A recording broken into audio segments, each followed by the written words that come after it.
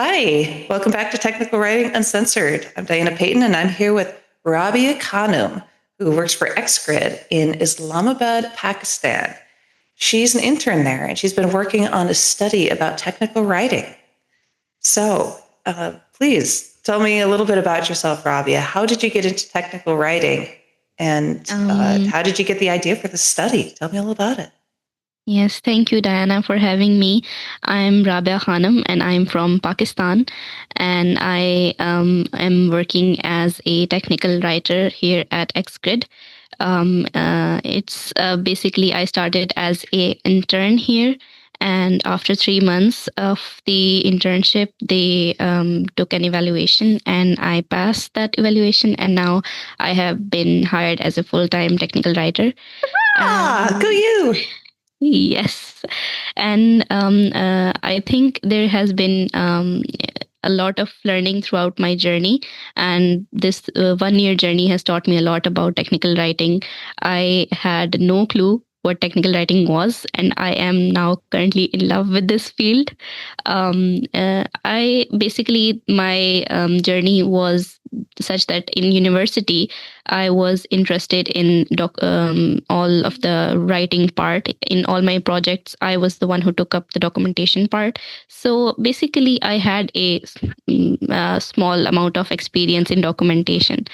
So, and here in technical writing, I just am good at it, doing naturally.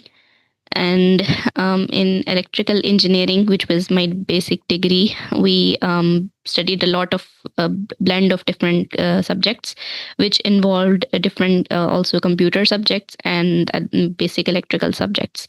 And in current job, I have more of the software side, which is more of the basic. Basically, we are doing what we're doing is for a networking company, which they have a cloud networking tool, and they help others use the AWS and GCP services. So basically, we are doing documentation for their tool. So it's quite relevant to what I studied. So when people ask me that you have totally changed your field, my answer is that no, I haven't. I'm just doing a single part of that process, not the whole electrical and wire part of the degree. So I'm in love with it. That is wonderful. So please tell me about your study, because that's how we kind of ran into each other. You reached out and said, "Hey, would you be interested in this study?" And I said, "Sure, that sounds cool." So, Yeah. The study basically aims to understand where in this evolving AI industry, how technical writing is changing, because AI is affecting everything, and technical writing is also one of the fields. And we wanted to understand what has been basically changing in the technical writing industry. And so we decided, why not ask the people what they're doing? And one way was to create a simple survey and ask the different technical writing professionals in the industry what they're up to, what their projects are. And throughout the LinkedIn, I was seeing different people who were doing amazing projects and even incorporating AI and automation. And we were also interested in what other people were doing. So we just created a survey, and then threw it at many people. I think we now have more than 60 responses, and that's all my efforts. And I have almost spammed almost 100, more than 100 people on LinkedIn. hey, that's And a great response rate. yeah, and most of the technical writers are very open and very talkative, and I found that very interesting.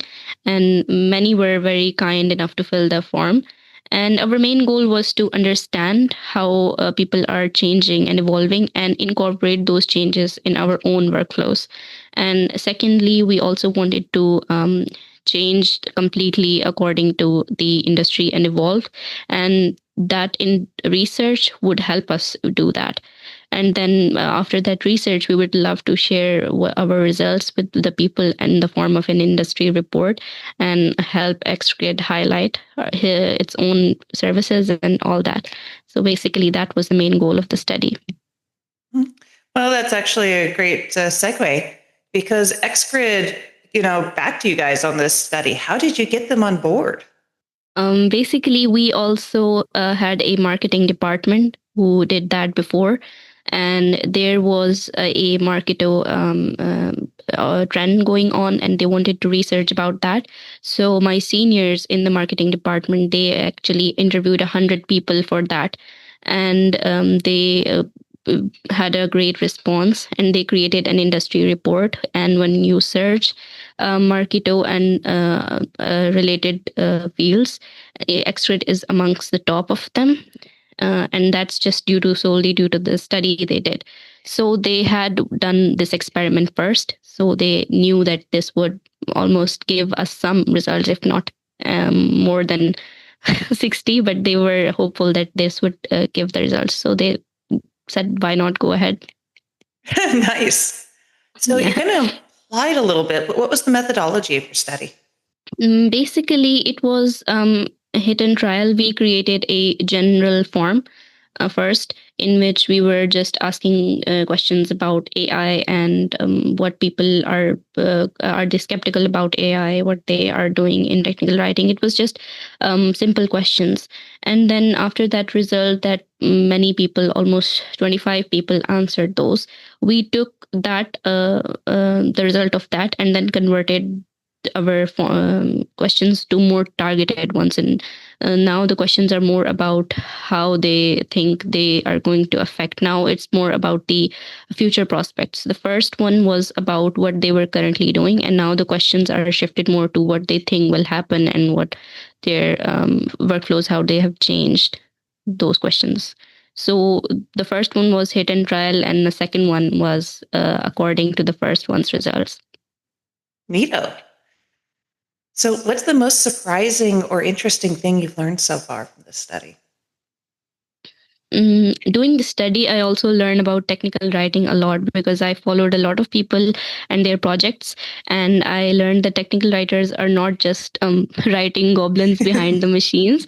They're actually doing a lot of techie stuff too, especially the software technical writers. They are using modern tools and coding a lot of them. Many are using Claude and its code abilities to almost generate new projects. And that's what interested me the most, that technical writers are more tool oriented, and modern technical writing is not just writing, it's also becoming creating more projects and understanding code workflows, and they're becoming more of an information architect, as we hear everywhere.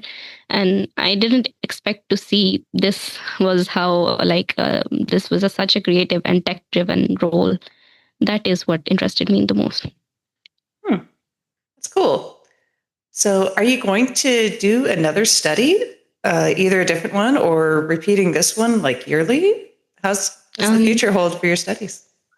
yeah, we are just going to see about the result of the industry report. First, we are going to push it out as soon as possible. We are working on that, and we are basically polishing it so that the people really are interested in it. So first, we're going to check the response of that. If people are interested in us doing more studies, then why not? That can become our niche as well. Wonderful. So, you started as an intern, which is sadly sadly rarer than it should be. Could you tell me a bit about your internship experience, how you got into it, and then how your experience went there? First of all, I was basically, the story goes that I was a fresh grad in 2024, and I was very kind of hopeless, because the job market is, as you know, is quite tough. And then from as an electrical engineer, you want to transition to the software industry, that's even tougher. So I was like creating job applications. I was applying for many jobs, also relevant to the electrical and also relevant to the software. And I was just hoping that I get anything, because I wanted to start my experience first. And then I saw this, and then I was looking at the job description, and I was like, this is something not many people relate to, but I think I can do this. And then I just went away with the application, and somehow I got selected. And then I there was an assessment which was totally related to my subject, core subject, computer communication networks. And then it was just VLAN networking and simple questions about that, and the firewalls, how to set up. And it was just to basically write documentation simple for that. And that was quite easy for me because I knew the concepts, and then also I knew how to write about them due to reports and stuff. So I did good at the assessment, and then the internship was given to me. Mm-hmm. And how did that go? Yes, it was a new experience. I had done only a student internship in which you just go and learn new concepts and just see the environment. It was just a tour. This was my first internship experience during the degree, but this internship, it was more like a job. I totally took a step into the corporate life, and it was very eye opening. And the corporate was very new, and the flexible hours and the PTOs and all that. I was very interested in this, and then it also was a new subject for me as to step into the software industry. And then about the technical writing, I also like it was basically a fresh start for me in technical writing. And I learned that the writing is almost like the 10% of the job, and 90% is the research and understanding technology. Yep. So there were times that it felt like very challenging, and when I was learning, I thought I stepped back at square one. But I learned that even those moments were valuable, because when you do like the full effort, nothing ever goes to waste. So I think it was fun and also challenging. That's very true. So, was it a big adjustment going from an academic environment to the corporate environment? Yes, it was a big adjustment because in academic, we are always just focusing on our grades and learning stuff. But in the corporate, you had to apply and be innovative about whatever you learned. So, whatever tool I learned, I also had to apply it to the technical writing part. And then I also learned HTML and custom CSS and new different documentation tools. I had to not only just learn them, I had to use them. So that part was very interesting, and it was new for me, but I learned along the way. Did you make any tools for yourself? Yes, kind of. It's basically still in the process, but I tried to use an open source tool. It's basically called RST Doc, and we use Sphinx documentation. So we have to work with restructured text. So we had to basically automate the process of converting the Word document into the RST document. And when we were looking for different tools, are there any tools for doing that? There were many, but not relevant to our specific client and its style guides. So the RST doc one was the most relevant to it. But in doing that, there were many discrepancies when we converted when you use the converter, there were many discrepancies, such as the image paths were not correct, and there were many errors in and then the notes and warnings weren't being good enough and in rendering in the HTML part. So I used AI to basically optimize that process, and I converted the code into a more optimized version of the code, and that code basically turns those simple word and those detects those word passages, and then converts them to the specific Sphinx directives which we want to use. So it's a bit of an effort, but it got the results we wanted. That's really cool. So did you vibe code this, or did you like integrate AI into the process as a separate thing? Basically, I converted original format of the code into a more optimized version of the code by adding functions, and that functions were generated by AI. So basically, you can say that it's vibe code, but I had to figure out where to specifically put the functions and understand along the way. I had to tell it to just explain it to me what it was doing. So I think it is vibe coding in a sense. Yes. Yeah, that's one of the things I like the most about the LLM tools is that you can just keep asking it like deeper and deeper. Like, okay, now explain it to me. No, no, that was too complicated. Simplify that.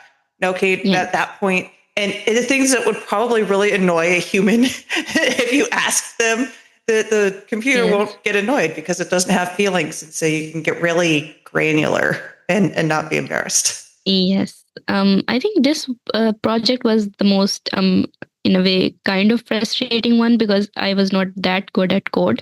But the results, when I got the results, I was very happy, and all that effort was worth it. Mhm. The constant chats with the AI, and then going back to the square one at some functions. But it was a very rewarding project. Yeah, the reason I asked about vibe coding is you're not the first person, specifically not the first technical writer that I've talked to who has basically vibe coded their own project. I hate that term, but that's apparently what we're stuck with now.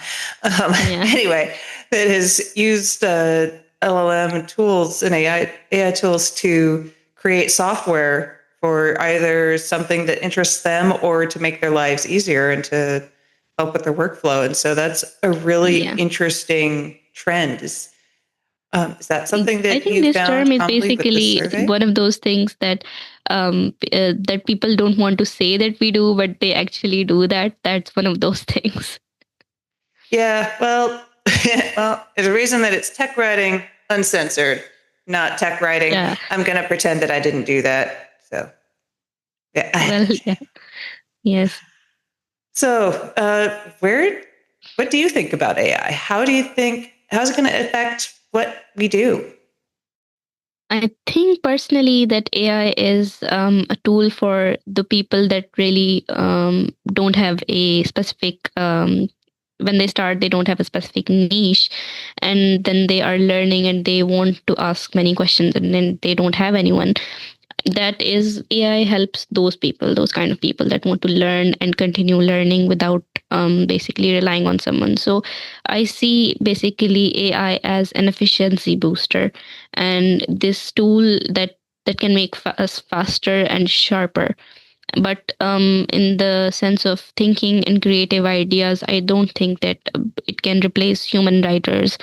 And I think the next generator, in if we consider fiction, for example, there are many writers that are going to possibly come with such amazing stories that no AI can think of. So we can take that as an example, and then we can just use AI as a tool that can take care of the repetitive tasks, and but main thinking and ideas, we can do that for ourselves. So I think AI should be used as a tool and not a crutch. That is what I think of AI.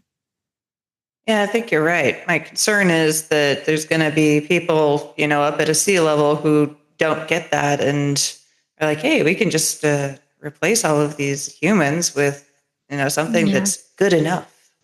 But I mean, that's kind of what Yes. happened with the entire translation industry and is happening with a lot of other industries right now. It's disruptive in bad ways. And we're Yeah. ending up with so much junk as a result. Have you Yeah. seen signs of that in your studies and talking to people? Yes, I was the first person I talked to when I was doing this outbound research. The first person that responded to me told me that they just got laid off. And I was like, I just joined technical writing. What will happen to me?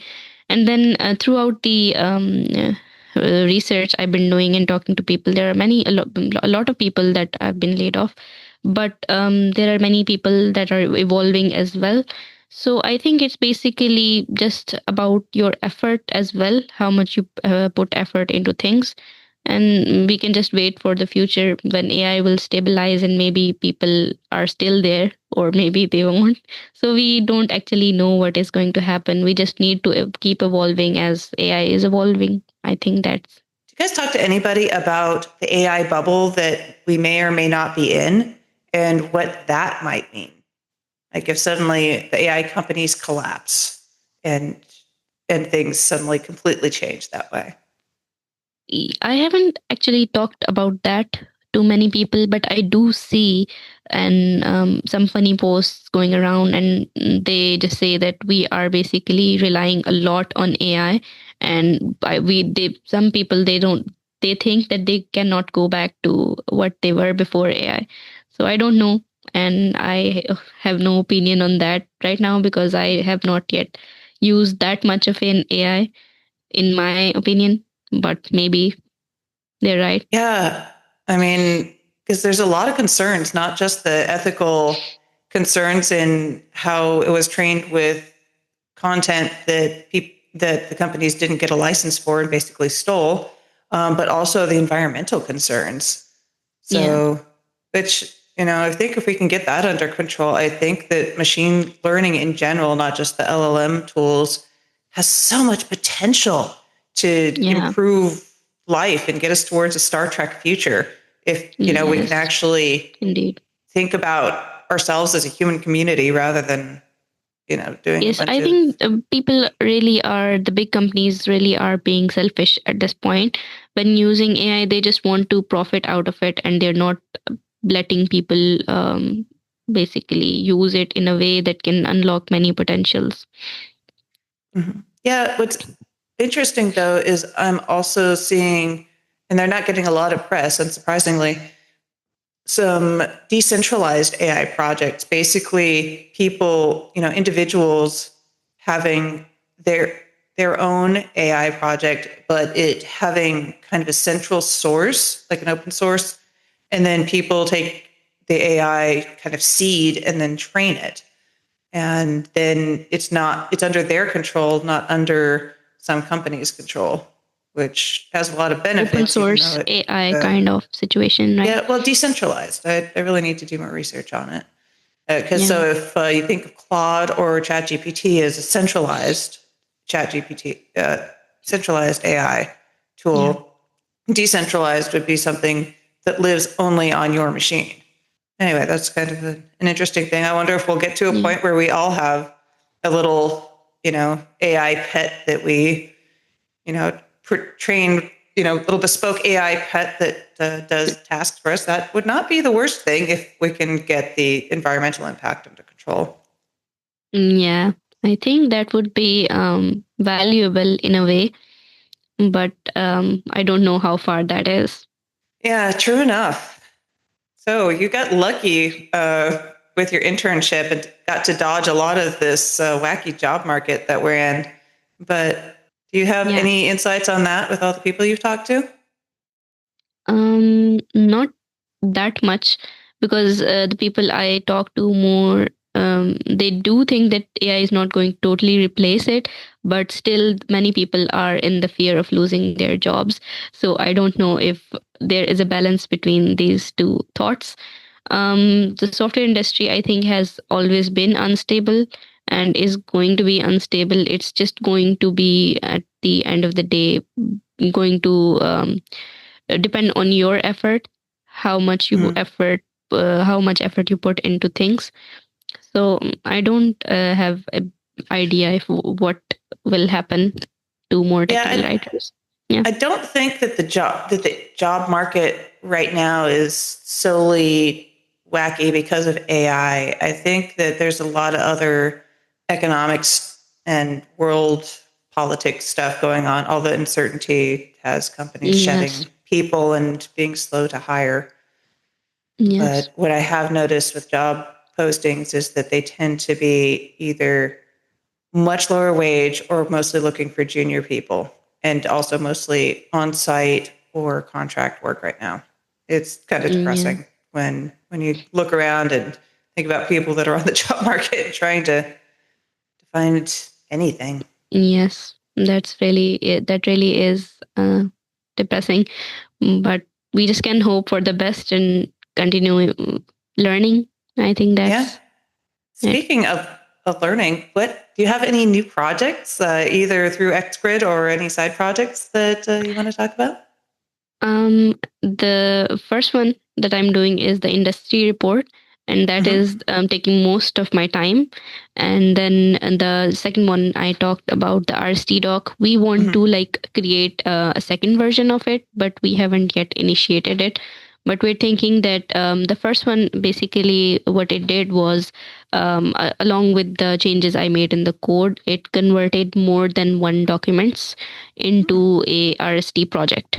So basically, we gave multiple files to it, multiple Word files, and it then gave us a complete RST restructured document project, which we just built with the Sphinx documentation, and it gave us the HTML files for it. We want to basically now do a second version in which we give it one large file, and which will get converted into the multiple file projects in which there will be sections divided according to the different headings, and that will be a separate Sphinx project. And then we want to take it a step further and create a basically a GitHub action on that project, which will detect the changes in the Word file, which I don't know if it's possible, but we are thinking of doing that. It Do you will think? detect the changes in the Word file and Yeah. then convert and update those restructured files. I don't know how we're going to achieve that, but we'll Mhm. definitely try. Well, you'd think that at the very least it could compare the timestamp on the file to the previous timestamp, and if different, then run. Yeah. But is this a proprietary software project or is it going to be open source? We have not have yet think upon that, but we are going to at least give the changes. The first one, the first changes we have completed, we are going to share because we were using an open source project, so we are going to commit for that. So That's the very next ones, cool. if we they mature enough, if they give us the right output, then maybe we'll share with the people. Yes. Wonderful. And hey, everybody watching, if you're interested in this project, there will be a link in the description. Yeah. All right. So now you've also been exposed to open source. What do you think of the open source world? I think it's good in a way that we can learn and create from what others, basically we can use other people's ideas and build upon that, and that's very helpful. And this one was very interesting to me because then again it gave me the right answers and the right output I wanted, so it was very interesting to me. Yeah, that's one of the really cool things about the internet is that whatever problem you have, somebody else has had that before and has probably solved it. Sometimes with a learning video, sometimes with a new piece of software, sometimes just posting the answer on, Substack or OpenStack. And Yeah, that's really really cool about the time that we're living in. So, that's the most fun part about the internet. mhm, yeah, Yeah, when it's good, it's very good. When it's bad, it's bad, it's very bad. accessible. Yeah. So we are coming up on time. Any closing thoughts or anything you want to tell me about? Any questions I forgot to ask you? I think there was one that you wanted to ask about the if I had any advice for the students, and then I Ah, wrote it yes. that this was the first one I was going to give. I don't know if the people who have English as their first language will relate to it, but this is mainly for those that have English as their second or like me third language. My Cool. biggest advice was that when I started as in a technical writing, I already had AI there, and we wanted to. I was very tempted to just give it a prompt, and it generates a full draft of documentation for me. But my biggest advice is that write the first draft yourself, even if it's without any grammar or without any, basically, even if it's in a conversational English, write it yourself, and then though you can polish those ideas using AI. I know they are very messy at first, but I think if you want to grow as a writer or even a technical writer, any kind of writer, that's how you go about it. You write your own words and then you can polish them using any tool you like. So that's my advice.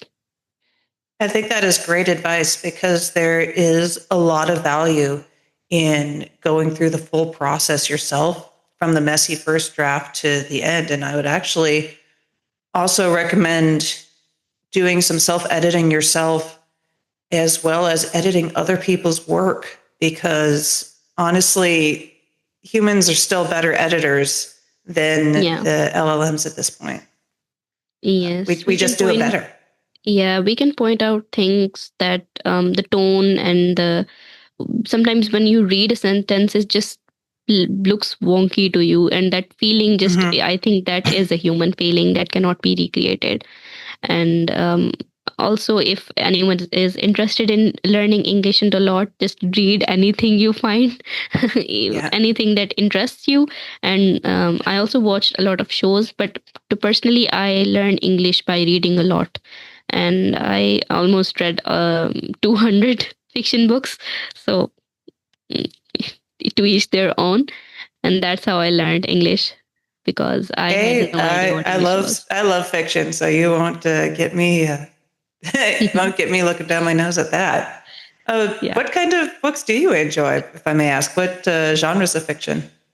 I first started with, I don't know if you know about Cassandra Clare, Mm. the person who wrote The Mortal Instruments. I Oh first started yeah, with those. Yeah, it's a wonderful. whole legacy of that, Shadowhunters and all. And then I read the Harry Potter stuff. So basically, anything magical and anything involving magic is my go to stuff. And then I also read the classics as well, a few of them, such as the Pride and Prejudice and all the mm, simple ones. Oh, I will send Yeah. you some titles after this because if you liked Harry Potter, you will love the Scholomance series from Naomi Novik. That's Okay. absolutely glorious. I I think have I've heard found, about her. oh, she's so good. So good. Okay. Yeah, Yeah. it's interesting to me and completely unsurprising how many technical writers are into fiction and fantasy and science fiction. I think that Yeah. there's something about, we spend all our day doing serious words, and so our brains need a break from reality after work. Yeah. Yes. And I also loved Lee Bardugo, the author of Six of Crows and Shadow and Bone. That's also Oh, my favorite one. yes. Wonderful stuff. And well, Yeah. thank you so much for joining me, Rabia. This has been a wonderful chat. Yeah. I hope you find something to take out of this session. I don't know if I Oh, just blabbed so or not. Oh no, you were wonderful, and I really value your viewpoint. And thank you for joining Yeah. me. And hey, everyone watching, if you enjoyed this content, please like and subscribe, and maybe hit the bell icon, and maybe leave a comment. Ask us any questions. I'll make sure that Rabia sees them. And Yeah. we'll see you next time on Technical Writing Uncensored. Bye for now. Okay.